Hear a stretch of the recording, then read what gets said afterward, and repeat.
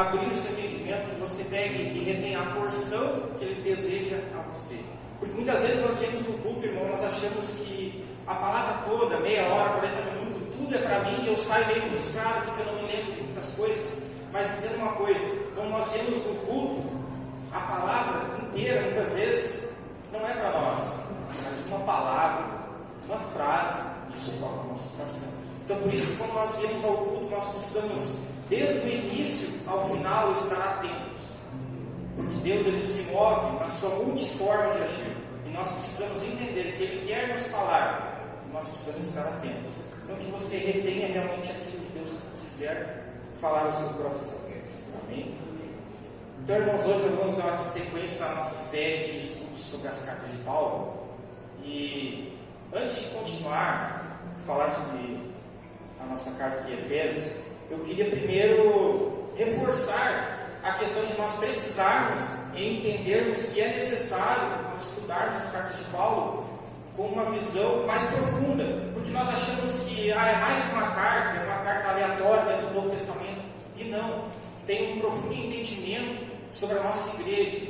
Porque veja só, lá em Atos, irmãos, nós vemos que a igreja, ela foi fundada, a igreja que eu falo, a igreja física, material, ela foi fundada, alicerçada pelos apóstolos, ela foi imposta sobre princípios onde a igreja deveria andar. Só que com a expansão da igreja, Paulo então se vê a necessidade de colocar esses princípios em práticas. Porque uma coisa é você saber que existe um princípio e fundamento, outra coisa é você saber como aplicá-los na nossa vida. E as cartas de Paulo, elas vêm com esse intuito de nos ensinar a aplicar os princípios do reino na nossa vida. Então, quando nós lemos essas cartas, nós temos que ter a nossa visão doutrinária aberta. Paulo está nos explicando como aplicar os princípios no nosso dia a dia. E eu tenho certeza, irmãos, se você tiver alguma dúvida sobre finanças, casamento, ministério, igreja, ofertas, Paulo já respondeu. Porque ele nos explica como aplicar os princípios no nosso dia a dia. Então, por isso que nós precisamos ter esse entendimento aberto sobre as cartas de Paulo. Não só sobre as cartas de Paulo, nós temos também Pedro, Judas, João e Tiago também, mas Paulo, ele é o mais eminente no Novo Testamento. Então, vamos iniciar agora sobre Efésios. Eu quero falar um pouquinho sobre a cidade de Efésios. Porque Efésios, irmãos, ela era uma cidade gigante, ela era uma cidade portuária, uma das mais importantes naquela região. Hoje, para você ter uma ideia, eu creio que todo mundo pelo menos ouviu falar dos terremotos que houve na Turquia. Éfeso ficava na Turquia. Na realidade, ainda fica na Turquia. Porém, hoje, lá onde ficava a grande cidade de Efésios, hoje está nas ruínas de Éfeso. E lá, então, virou uma cidade turística. Então, é na Turquia que ficava a cidade de Efésios nos dias de hoje. Éfeso também era conhecida por ter um grande templo a uma deusa chamada Artemis, ou Diana também para os romanos. E esse templo, irmãos, pasmem, ele é tido como uma das 7 maravilhas do mundo antigo. Veja só como essa cidade de Éfeso ela era importante para aquela região. Além de ser uma grande cidade portuária, recebia viajantes do mundo todo, ainda assim tinha um templo que era e é considerado uma das 7 maravilhas do mundo antigo. E é nessa cidade que Paulo escolhe lançar seu evangelho também. Então a igreja de Éfeso, ela foi iniciada pelo próprio apóstolo Paulo em uma das suas viagens missionárias, onde ele deixa lá os missionários. Nós vemos que Priscila e Áquila também ficaram lá e provavelmente eles deram um pontapé inicial para essa igreja, a partir dos princípios de Paulo. Então Paulo, ele passa um tempo sem estar em Éfeso, e depois ele retorna na sua terceira viagem, e ele fica 3 anos nessa cidade, pregando e ensinando. Algum deles preso também, algum tempo preso, mas a maioria deles fica pregando e ensinando aos Éfesos. E para você ver como Paulo ele tinha um apreço por essa igreja, ele deu um cuidado tão grande com ela, porque essa igreja ela começa a crescer depois que Paulo estabelece os 3 anos explicando e ensinando, ela começa a crescer cada vez mais. Depois Paulo envia Timóteo também para pastorear essa igreja. Em Timóteo nós vemos que ele era o filho amado de Paulo. Paulo tinha um cuidado, um carinho muito grande por Timóteo. Isso demonstra que Éfeso ele tinha uma visão sobre Éfeso, que ali, além de ser uma igreja conhecida por Deus, conhecida pelo comércio, ela tinha uma prosperidade também no Evangelho. Então, durante a sua prisão em Roma, porque essa é uma das cartas da prisão de Paulo, ele estava preso em Roma, e Paulo ouve falar então que a igreja de Éfeso, a qual ele tinha iniciado, já estava prosperando em número de gente, em número de pessoas. A igreja estava crescendo cada vez mais. Porém, ele ouve também que havia um problema nessa igreja, ela estava sendo dividida. Como assim dividida? Em Éfeso havia uma comunidade muito grande de judeus, mas também de gentios. Gentios é todo aquele que não é judeu. Então você imagina, judeus e gentios juntos se convertendo para o cristianismo. Mas agora havia um grande problema: a discussão e as divergências dentro da igreja. Onde, claro, os judeus eles eram profundos conhecedores do Deus de Israel, dos princípios tidos por Abraão, por Moisés, das profecias. Os gentios não conheciam nada, nem sabiam que existia um Deus de Israel. Então Paulo ouve aquilo: olha, a igreja está prosperando em pessoas, está crescendo, mas porém está dividida. Então Paulo, na prisão, escolhe direcionar uma carta. E essa carta é interessante porque ela não tem o intuito de ir contra muitas heresias. Apesar de que Paulo fala sobre heresias, mas esse não é o intuito dessa carta. Assim como nós vemos aos Coríntios, Gálatas, o intuito de Paulo nesta carta é tratar sobre unidade. Então, por isso que essa carta ela é tida como a carta da unidade. A carta da unidade, se você for pesquisar o tema central da unidade, é incrível como nesta carta aparece a palavra unidade e nesta carta. Então, quando nós lemos a carta de Éfeso, nós precisamos ter na nossa mente a carta da unidade da igreja. Isso é muito importante, irmãos, quando nós vamos ler uma carta do Novo Testamento, principalmente no Novo Testamento, entender o tema central. Porque nós sabemos que Paulo ele fala algo, mas direcionando para a unidade. Então, que a gente possa ter essa visão aberta e escrever na nossa Bíblia, irmãos. Se você não tem uma Bíblia que te diz isso, escreva na sua Bíblia, carta da unidade. Porque olha só, irmãos, se você tem uma Bíblia, ela não é rabiscada, irmãos, misericórdia, irmãos. Misericórdia, irmãos. Bíblia não é para ser bonita, é para ser lida. Então escreva aí, irmãos, carta da unidade. Então é em cima desse contexto que nós vamos trabalhar essa noite. Essa carta ela possui 6 capítulos. E dos 6 capítulos ela tem uma grande divisão, onde nos 3 primeiros é um assunto e nos 3 últimos é outro. E nos 3 primeiros, Paulo ele busca fortalecer a nossa fé em Cristo, mostrando que Jesus é o centro, Ele é o cabeça. É a partir dele que são feitas todas as coisas. Porque não adianta de nada querer falar sobre unidade dentro da igreja se nós não entendemos que primeiro a nossa unidade é com Cristo, é com Deus. Então Paulo estabelece o seguinte: primeira coisa, estabeleçou unidade com Deus, o seu relacionamento com Deus, para depois sim nós trabalharmos a unidade dentro da igreja. E na segunda parte, então Paulo fala na parte prática. Agora a unidade é dentro da igreja, agora são os nossos deveres. Paulo mostra que juntos nós somos os membros de um grande corpo, que é o corpo de Cristo, que é a igreja. Então esse é o intuito dessa carta: tratar primeiro sobre a unidade em Cristo, depois a unidade na igreja, os nossos deveres. E é em cima desse contexto que nós iremos trabalhar hoje, irmãos. Então, irmãos, se você já está com a sua Bíblia aberta em Efésios, vamos começar então no capítulo 1, verso 13. Capítulo 1, verso 13 diz o seguinte: bendito seja o Deus e Pai de nosso Senhor Jesus Cristo, que nos abençoou com todas as bênçãos espirituais nas regiões celestiais em Cristo. Antes da fundação do mundo, Deus nos escolheu nele para sermos santos e irrepreensíveis diante dele. Em amor nos predestinou para ele, para sermos adotados como filhos por meio de Jesus Cristo, segundo o propósito de sua vontade. Glória a Deus.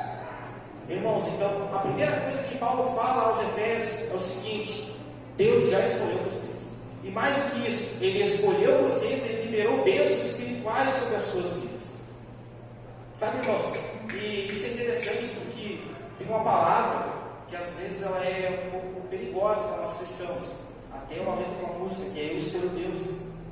E sabe por que ela é perigosa, irmãos? Porque tem muitos que colocam a sua autocentralidade em cima disso e entendem o seguinte: eu escolho Deus, então eu sou mais importante, é eu quem escolho Deus. Mas na realidade, irmãos, Paulo vem mostrar que primeiro Deus nos escolheu. É Deus quem nos escolhe primeiro. E mais do que isso, Ele nos escolheu e Ele já liberou bênçãos sobre as nossas vidas. E além disso, Ele já nos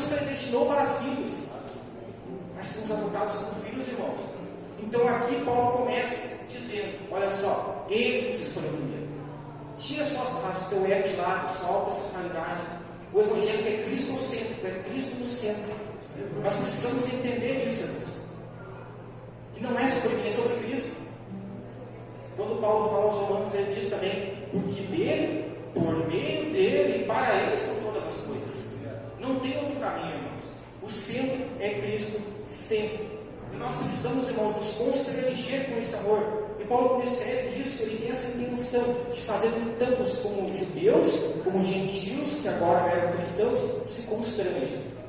Vocês estão discutindo quem é o melhor, mas Cristo escolheu cada um de vocês.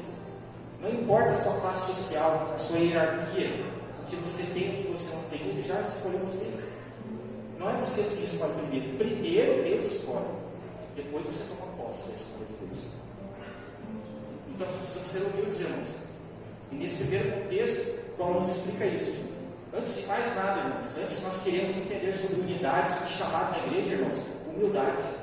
Humildade de estabelecer primeiro um relacionamento com Deus, para depois ter um relacionamento com a igreja, para depois eu querer tratar de unidade dentro da igreja. Primeiro a unidade dentro de Cristo. Glória a Deus. Capítulo 2, irmãos, capítulo 2, verso 8. 2 verso 8 diz o seguinte: porque pela graça vocês são salvos, mediante a fé, e isso não vem de vocês, é dom de Deus, não de obras, para que ninguém se glorie, pois somos feitura dele, criados em Cristo Jesus para boas obras, as quais de antemão já preparou Deus para que nós andássemos nelas. Salvação, irmãos. Olha só que interessante Paulo fala sobre salvação.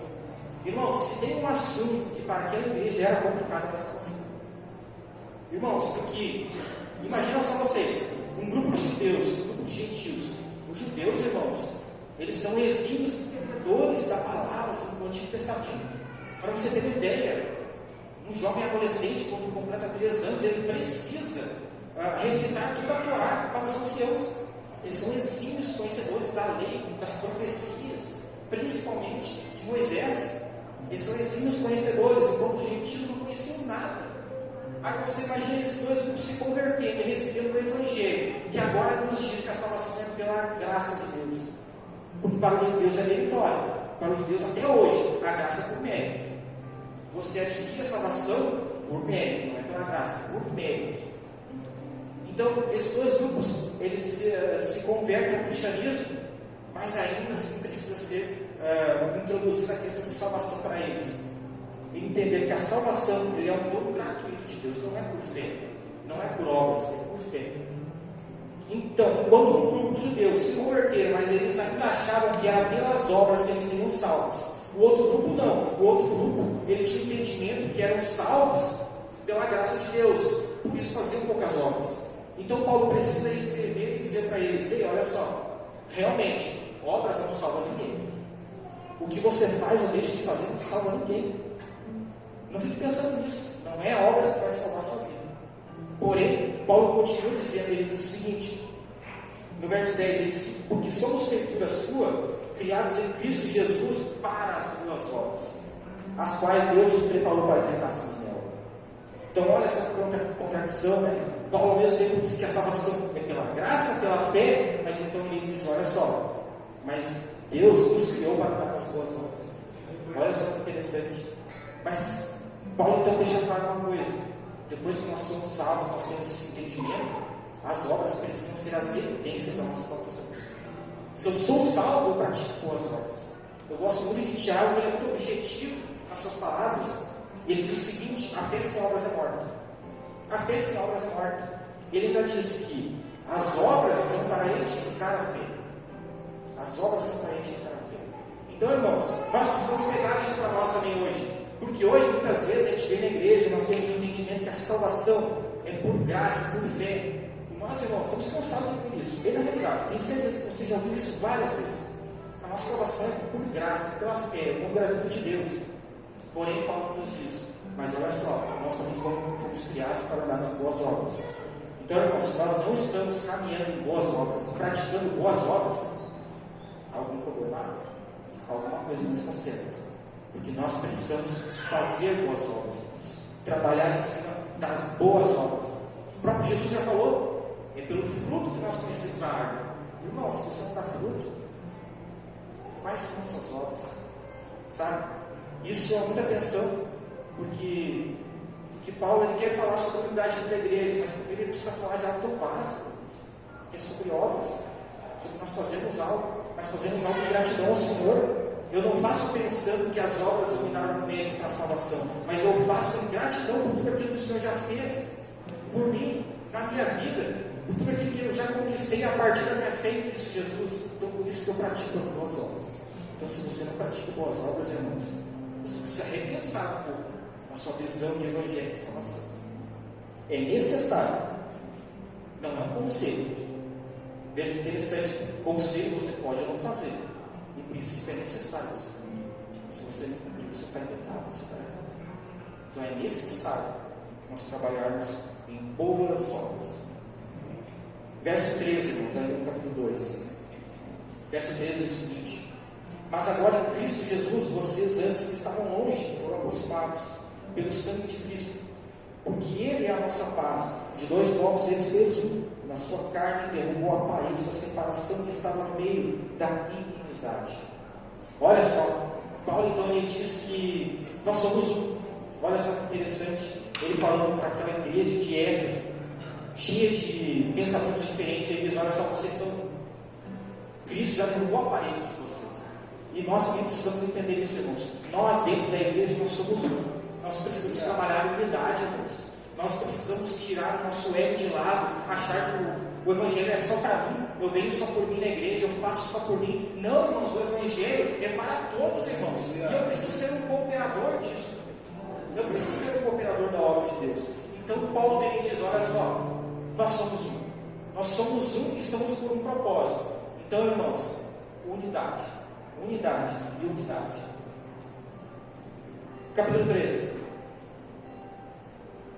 Capítulo 3, versículo 17. É interessante que Paulo, ele, no encerrar essa sessão, ele faz uma oração, e eu quero ler com você uma parte dela. 3,17 diz o seguinte: e assim pela fé em Cristo, que Cristo habite no coração de vocês, estando vocês enraizados e alicerçados em amor, isto para que com todos os santos vocês possam compreender qual é a largura, o comprimento, a altura e a profundidade, e conhecer o amor de Cristo que excede todo entendimento, para que vocês fiquem cheios da plenitude de Deus. Ora, aquele que é poderoso para fazer infinitamente mais do que tudo o que pedimos ou pensamos, conforme o seu poder que opera em nós, a Ele seja a glória na igreja e em Cristo Jesus, em todas as gerações, para todos sempre. Amém. Paulo, então, ele completa essa sessão dizendo o seguinte: olha só, primeiro, a nossa unidade em Cristo.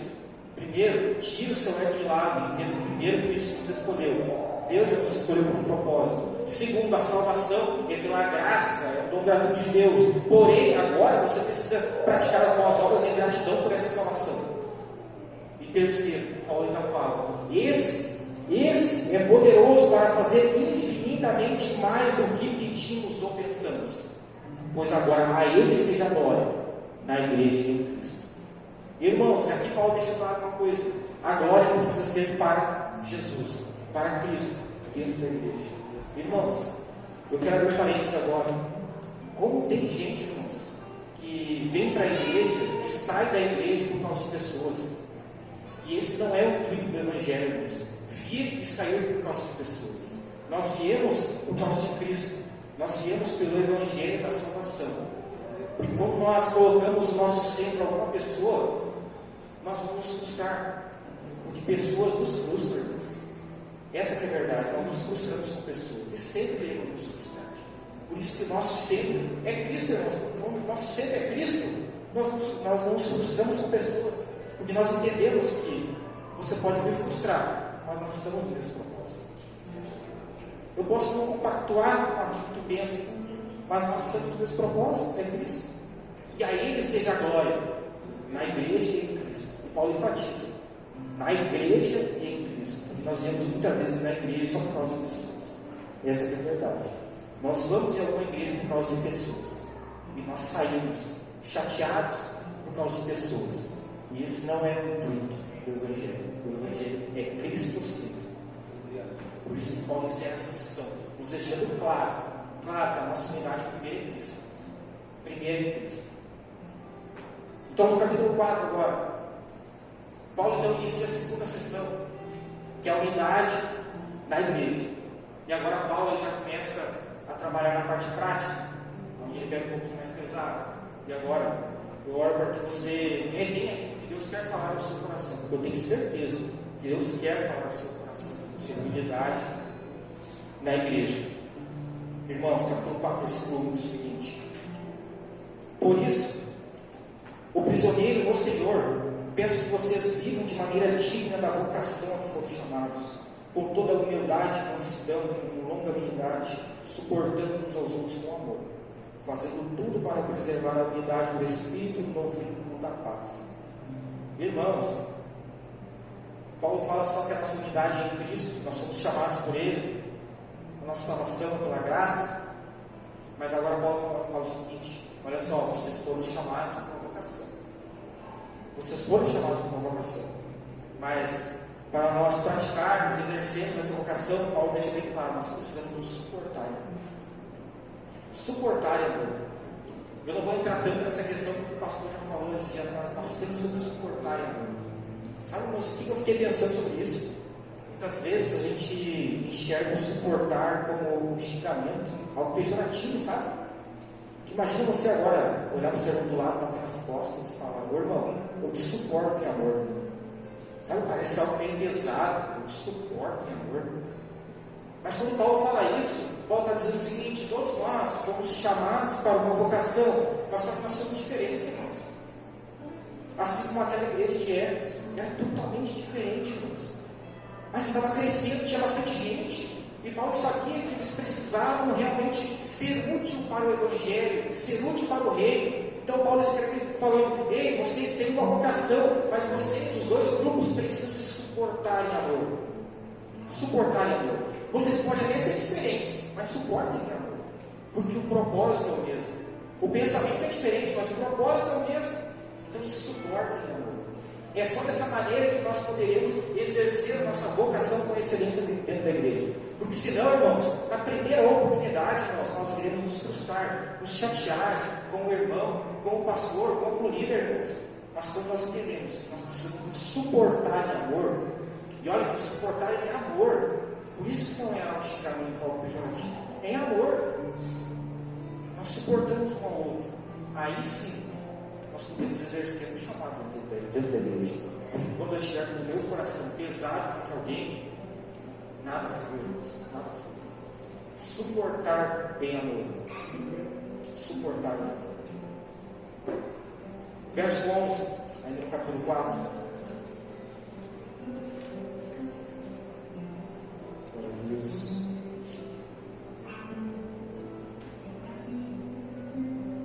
Irmãos, Paulo fala o seguinte: e ele mesmo nos concedeu uns para apóstolos, outros para profetas, outros para evangelistas, outros para pastores e mestres. Aqui nós estamos falando dos 5 ministérios dentro da igreja. Olha só, verso 12: com vistas ao aperfeiçoamento dos santos para o desempenho do seu serviço para a edificação do corpo de Cristo, até que todos, olha só, até que todos cheguemos à unidade de fé e do pleno conhecimento do Filho de Deus, ao estado de pessoa madura, à medida da estatura da plenitude de Cristo, para que não mais sejamos crianças, arrastados pelas ondas e levados de um lado para o outro, por qualquer vento de doutrina, pela artimanha das pessoas, pela astúcia com que conduzem ao erro, mas seguindo a verdade em amor, cresçamos em tudo naquele que é o cabeça, é Cristo, de quem todo o corpo bem ajustado, consolidado, tem o auxílio de todas as juntas, segundo a justa cooperação de cada parte, efetua o seu próprio crescimento para a edificação de si mesmo em amor. Glória a Deus, irmãos. Então Paulo inicia essa sessão falando: olha só, vocês têm uma vocação, para isso vocês precisam se suportar em amor. Vocês entenderam isso? Vocês suportam em amor? Agora vocês precisam entender que Deus, Ele quer que nós sejamos cooperadores na sua obra. Cooperadores. E Paulo usa a figura do corpo, eu acho excelente isso, porque ele diz que a igreja é o corpo. Jesus direciona, mas nós, individualmente, com as nossas diferenças, nós somos os membros, aqueles que movimentam o corpo. Ou seja, sem os membros, como que a igreja irá se movimentar? Como que a igreja irá para frente? Como que a igreja irá progredir? Nós precisamos ser os membros, nós somos os membros. E aqui nós vemos que Deus, Ele quer que nós sejamos cooperadores. E aqui eu acho interessante, irmãos, quando nós estudamos um pouco mais sobre os atributos de Deus, tem uma coisa que a gente entende de cara, irmãos. Deus não precisa de mim, não precisa de você. Irmãos, Deus não precisa, irmãos. Não precisa de você para salvação, não precisa de você para curar alguém, para salvar alguém. Deus não precisa de você, não precisa de mim para nada, irmãos. Essa é a conclusão mais lógica que nós chegamos. Deus não precisa de nós para nada, não precisa mesmo. Mas porém, Ele nos amou de tal maneira que Ele escolheu nos fazer cooperadores do seu reino. E isso é impressionante, irmãos, porque nós entendemos como Deus nos ama. Ele não precisa de nós, mas Ele escolhe lançar sobre nós dons ministeriais, chamados, para que a partir da nossa vida a gente possa impactar a vida de alguém. A gente possa transformar um casamento, transformar uma localidade, a gente possa levar cura a uma casa, através de nós. Por quê? Porque Deus não precisa de nós, mas Ele escolheu nos ser cooperadores. Ele quer que nós sejamos cooperadores do nosso reino. E nós precisamos realmente entender isso, irmãos, que Deus já liberou algo sobre a nossa vida. E nós precisamos dar frutos dentro da igreja. Eu vou pegar uma palavra que o pastor trouxe domingo de manhã, achei bem interessante, que ele disse que todas as árvores dão sombra, mas só algumas árvores dão frutos. E que nós, dentro da igreja, irmãos, nós precisamos ser as árvores, não só que dão sombra, mas que dão frutos também. Isso foi tremendo, irmãos, porque nós precisamos entender isso dentro de nós. Deus nos chamou por um propósito. Ele quer que nós sejamos frutificadores, que a partir de nós, irmãos, haja salvação, haja cura, libertação. Então Deus liberou o ministério sobre a sua vida, liberou um chamado sobre a sua vida. Deus já liberou sobre os seus. E nós temos que entender, irmãos, que Deus não precisa, mas a igreja precisa do seu chamado. A igreja precisa do seu dom, irmãos, para se movimentar. E muitas vezes nós somos egoístas. Nós viemos na igreja só para receber. Nós viemos na igreja apenas para participar. Mas nós não queremos ser cooperadores também. E aqui Paulo nos diz que nós precisamos sim, irmãos, ser cooperadores. Nós precisamos ser cooperadores. Porque Deus já liberou algo sobre a mim e sobre a sua vida. E eu creio que muitas vezes, irmãos, nós ficamos retidos da questão de novos chamados, porque nós achamos que a responsabilidade é muito grande. Nós, dons ministeriais, apóstolo, profeta, pastor, e eu acho então, poxa, é uma responsabilidade muito grande isso. Como vai ser? Como eu vou exercer o chamado de pastor dentro da igreja? Irmãos, nós entendemos no Evangelho que na realidade, bem na realidade, Deus ele não quer que você seja um profeta aqui em cima do altar. Você até pode ser, mas o objetivo de Deus não é que você seja um profeta aqui em cima do altar, não é. O objetivo de Deus é que você seja um profeta na sua casa. Você seja um profeta no seu casamento. Você lance palavras de amor. Você lance palavras de paz para os seus filhos, irmãos. Que quando Satanás lançar uma brecha, lançar uma palavra sobre a sua casa, você possa profetizar e dizer sobre essa casa, Satanás não vai agir. Nós temos que ser profetas na nossa casa. Não é só na igreja, irmãos.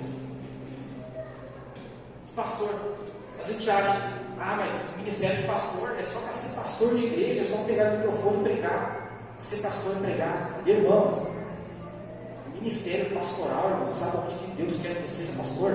É com seus parentes, é com quem está perto de você, irmãos. É com quem está precisando de uma palavra amiga, é quem está precisando de um direcionamento, é quem está precisando de um abraço, é quem está precisando que você pastoreie. Você precisa cuidar de alguém, irmãos. Não é só na igreja. O nosso dom, ele não é momentâneo, ele é integral. Deus não quer que você seja um evangelista apenas no evento da igreja, mas nós temos que ser um evangelista do nosso trabalho, do nosso vizinho. De repente a gente está precisando de uma palavra para ser salvo. Às vezes apenas um Jesus te ama, um abraço, irmãos. E nem isso nós fazemos. Então nós precisamos ser evangelistas em tempo integral. Isso é exercer um dom ministerial, irmãos. É eu tomar posse daquilo que Deus colocou sobre a minha vida, irmãos. É tomar posse e multiplicar multiplicar na igreja e multiplicar no reino. Então, olha só que interessante, quando Jesus fala sobre os talentos, ele diz que lá no dia do Senhor, o Senhor vai estar nos esperando e nós vamos já chegar a Deus, a Cristo, e Ele vai nos perguntar: e o talento que eu tive? E o talento que eu depositei sobre a sua vida? O que você fez?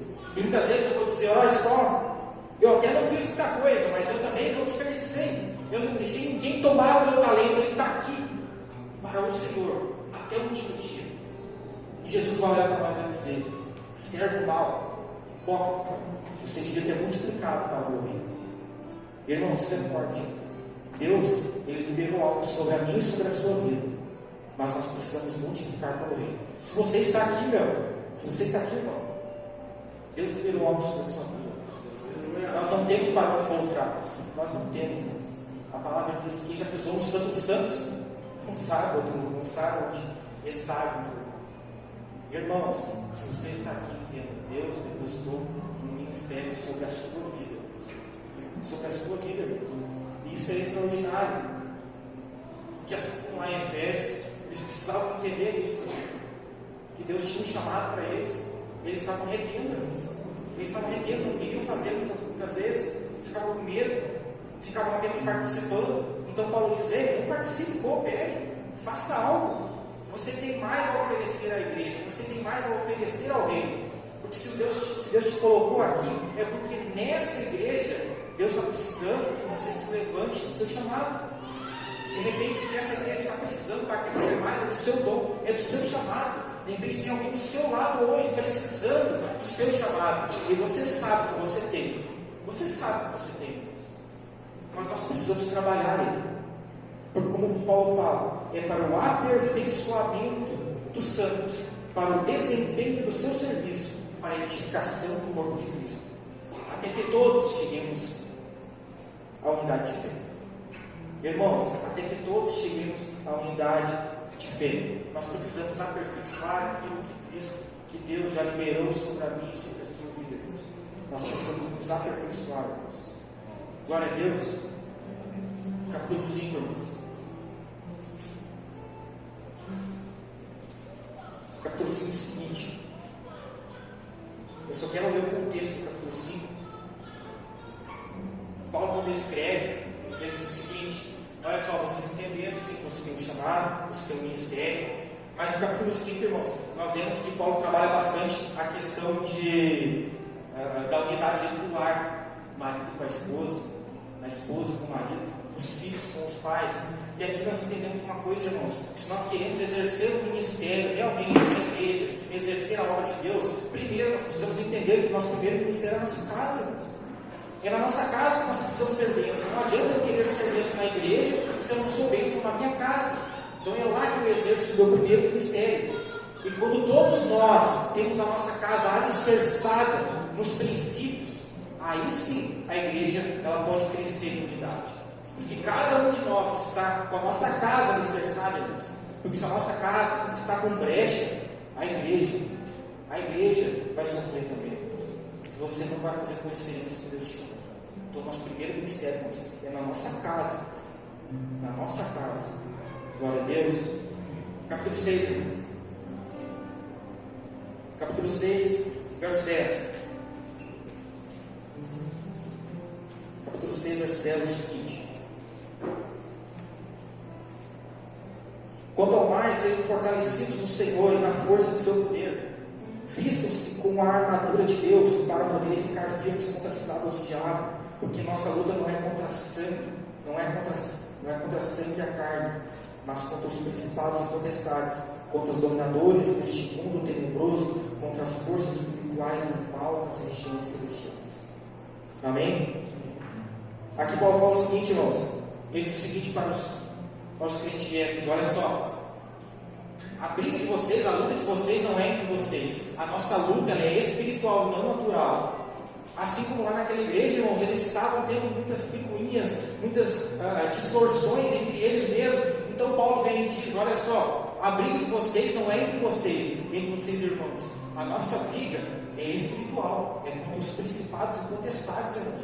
E nós precisamos entender isso, irmãos. Porque olha só, como tem gente nos dias de hoje abandonando o seu chamado, abandonando o seu ministério, irmãos, por briga, por discussões, por causa de dissoluções dentro da igreja, irmãos. Então Paulo diz o seguinte: ei, a briga não é contra o seu irmão, a briga é contra a Satanás, as regiões celestiais, irmãos. A nossa briga é espiritual, a nossa luta é espiritual. Então nós precisamos tomar posse disso e entender que eu não preciso e eu não posso perder meu tempo, irmãos, com discussões dentro da igreja, com discussões com meus irmãos. Eu não posso, porque Paulo é claro, esse canal não é essa nossa briga. Se nós entrarmos nessa briga, nós iremos perder. Nós iremos perder, porque não é a nossa briga. Discutimos com irmãos. A nossa briga, a nossa luta é espiritual. Essa sim, essa é a nossa luta. Nossa luta é espiritual, irmãos. O verso 14. Como então nós iremos vencer essa luta, irmãos? A armadura de Deus. Glória a Deus, tenho certeza que você já ouviu falar dessa palavra. Eu quero passar rapidamente dela. Portanto, fiquem firmes, cingidos com a verdade, vestidos a couraça da justiça. Tenham os pés calçados com a preparação do Evangelho da paz, segurando sempre o escudo da fé, com o qual poderão apagar os dardos inflamados do maligno. Usem também o capacete da salvação e a espada do Espírito, que é a palavra de Deus. Aleluia. Glória a Deus. Então Paulo falou o seguinte: você quer lutar, você quer brigar? Ok, então lute, mas lute a sua batalha espiritual, e não natural, a nossa batalha espiritual. Mas para isso, irmãos, cada um de nós precisamos nos revestir com a armadura de Deus, porque senão, irmãos, nós iremos perder. É certo que nós iremos perder, irmãos.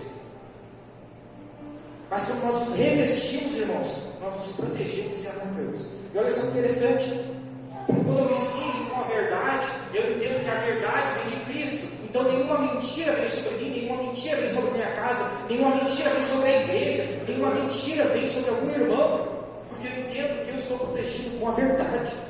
Eu estou cingido com a verdade. Quando eu visto a couraça da justiça, eu entendo que a justiça não é da minha mão, não é mão de homens, é a justiça de Deus. Independente do que façam contra mim, eu coloco nas mãos de Deus, porque a justiça é dele, irmãos. A justiça não é sua, não é minha. Então vistam-se com a couraça da justiça, calçados com o Evangelho da paz.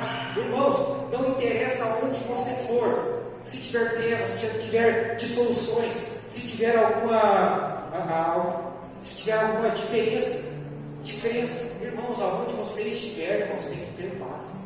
Aonde você estiver, você vai levar paz. A casa que você entrar, você vai levar paz. Calçados com a paz.